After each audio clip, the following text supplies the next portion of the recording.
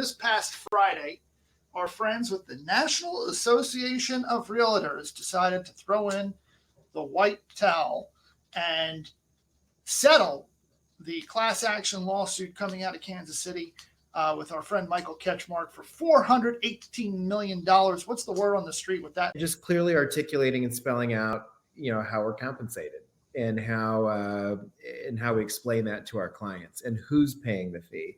That's really the biggest change, and those are changes that probably should have been made anyway. So it's a lot of fear mongering, but I'm not that worried about it. Yeah, I think that there's going to be ultimately a sort of a reversion to the mean, and you're going to have this automatic spike in uncertainty and people not knowing which end is up. But the savvier buyers that I'm in touch with, these are people who are 50, 60 years old. They've been through at least 2 or 3 transactions in their adulthood. They all feel the same way. Hey, we need an agent. We definitely need an agent. And in fact, we need somebody to tell us the pros, the cons of the different buildings, the nuances, the blocks, the neighborhoods, the good, the bad, and look out for our best interest. And not only that, but make sure that we're able to get the best price on the best terms, right? It's interesting, Alex, you probably know that I do a lot of direct mail marketing, and I have a lot of conversations with prospective sellers. And of those who I determined bought without the help of an agent, it's interesting because they all have one thing in common. And that is that if I go back to the time that they bought, whether it's 5, 6, 10 years, they usually have one thing in common, in that they, if they bought the right property, that's one thing. But more importantly, chances are they overpaid for what they bought. So when you work with the right agent who is going to be patient and focused on you and your needs, they're also focused on getting you the best possible price. So, it's really important that people do have representation.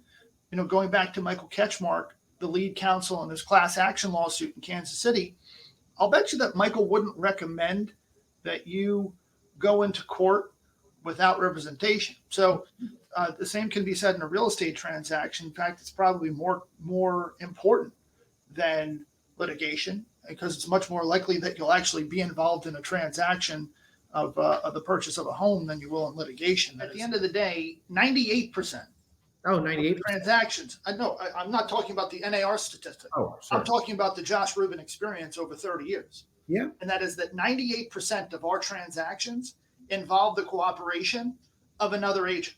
So do you as a seller really want to carve out 98% of your market and just say, hey, we're no longer going to be paying buyer's agents, so we're reliant upon A, buyers finding us, B, buyers being qualified, and C, buyers being ready to actually be in what we call the decision-making phase of their search to in turn give you an offer that is not just a lowball offer, right? But an offer that is clearly a representation of what we all agree is market value based on recent sales that are similar to your home.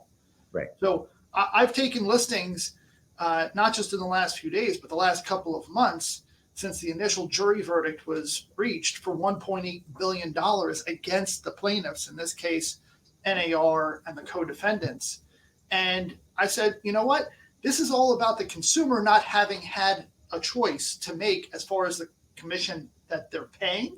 Right. When in reality, every conversation that I've ever had with the seller is all about, hey, it's up to you. Right. I like to kid around and say that I'm a 501c3, a charitable organization, and you decide what you're willing to give me. But in reality, I typically work for 3%, and we encourage the cooperation of the brokerage community. And in so doing, we want to incentivize them to bring their buyers, and we offer them 3% as well. Now, if you have an alternative to that, I'm happy to hear it. Yeah. And, we just did a deal where it was 6% if we reach a certain price threshold, or 5% if it was below that. Interesting. And the 5%, that's with the idea that the commission was split. The seller was happy and the brokers were happy. We ended up getting them a cash deal that was actually $20,000 more than they were willing to take. In this case, they're willing to sell their apartment for 1.6. They said, hey, we just want to get 1.6. I said, you know what, Mr. Seller, I think there might be an opportunity here to get you a little bit more. Let me go to work for you. And we got them $1,620,000 from a cash buyer. So we actually got them more than 1%, more than they wanted to sell it for. So at the end of the day, buyers need to be advised, and are buyers going to end up paying? I don't think so, but I think that they might sign certain disclosures that say that they're aware of the relationship and the mechanics of how they're getting paid. And I've always told people that, hey, the seller pays our commission, but guess what? Guess where the seller gets the money to pay our commission? It's from you, the buyer. That's right. When the market slows down, that's going to take a lot of competitors out whose business models all of a sudden don't work anymore. And, I think that's what people forget. And so wait it out long enough. It's a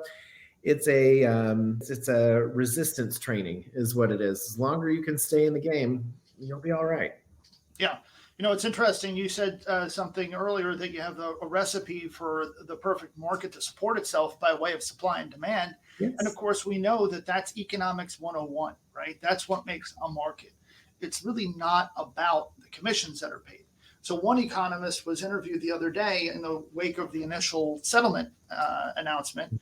And he said that due to buyer agency being changed, that the price for homes is going to decrease commensurately, when that nothing could be further from the truth. In reality, we're going to have the price for a home supported by the market. It's not supported by the participants in the market.